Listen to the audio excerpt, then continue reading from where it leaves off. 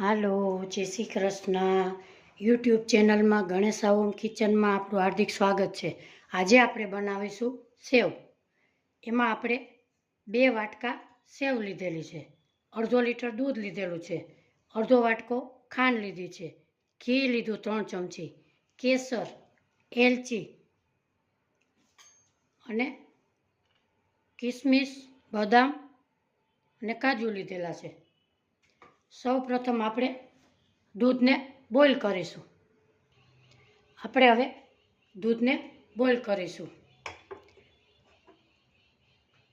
આ સેવ તમે પ્રસંગમાં કોઈ પણ નાના મોટા કોઈ ઘરે પ્રસંગ હોય, ફેસ્ટિવલ હોય, એમાં તમે આ સેવ બનાવી શકો.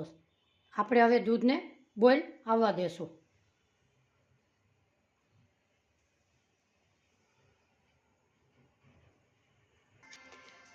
આપણું દૂધ બોઇલ થઈ ગયું છે. હવે આપણે એને સાઈડમાં રાખીશું. પછી આપણે બીજું બાઉલ મૂકીશું.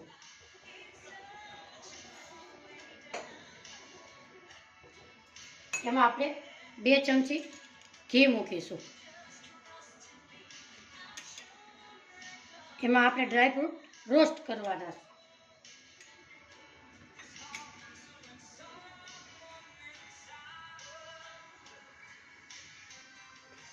હવે આપણે બદામ, કાજુ એને આપણે ફ્રાય કરીશું.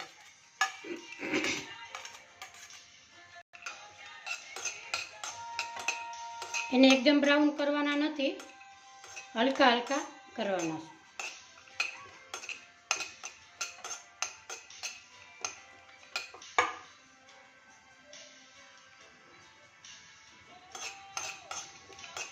આપણે કિસમિસ ઉમેરીશું. આવી રીતે સતત હલાવવાના. આપણા રોસ્ટ થઈ ગયા છે. હવે આપણે એને બહાર કાઢી લઈશું.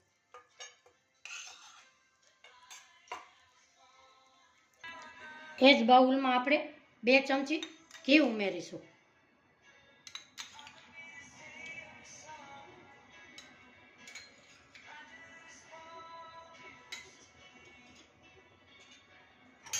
એમાં આપણે આ સેવ ઉમેરીશું.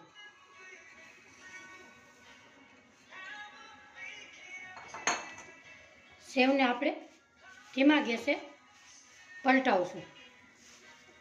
આમાં 2 જાતની આવે છે, શેકેલી આવે છે ને શેક્યા વગરની આવે છે. આપણે આ શેક્યા વગરની છે એટલે સેજ વધારે બ્રાઉન કરવાની છે.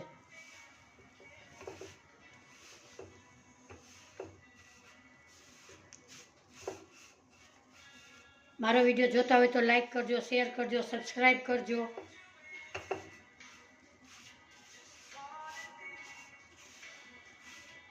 આવી રીતે આપણે બ્રાઉન કલરની શેકવાની છે.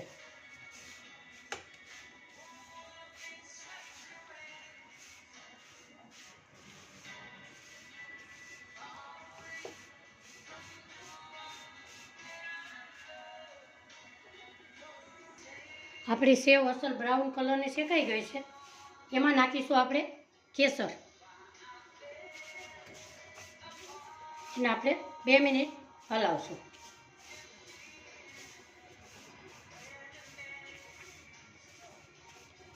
હવે આપણે એમાં નાખીશું દૂધ.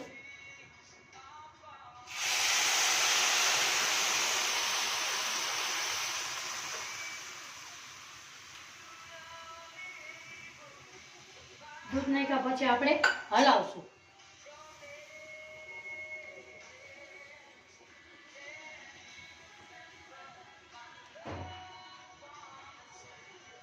આ ખીર ખાવામાં બહુ સ્વાદિષ્ટ લાગે છે અને ઓછા ઘીમાં 2 ચમચી ઘીમાં તમે આ રેસીપી કરી શકો છો. મહેમાન આવે ત્યારે ઝટપટ આ રેસીપી તમે કરી શકો છો. હવે આપણે એને ઉકળવા દેશું. આપણી ખીર લચકદાર થઈ ગઈ છે. એમાં ઉમેરીશું ખાંડ.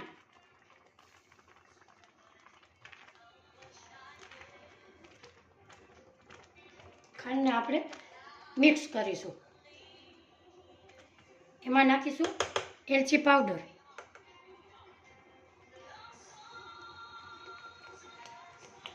બદામ કાજુ રોસ્ટ કર્યા છે એ ઉમેરશું.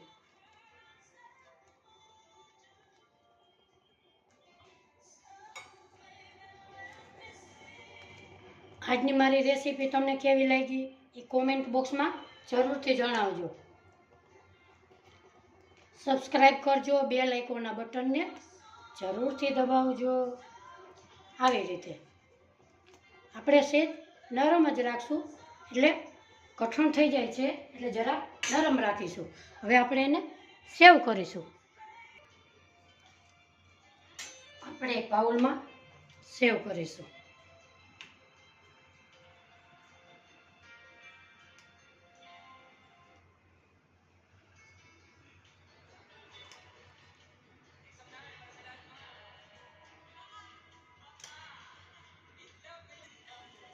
આજની મારી રેસીપી તમને કેવી લાગી એ કોમેન્ટ બોક્સમાં જરૂર જણાવજો.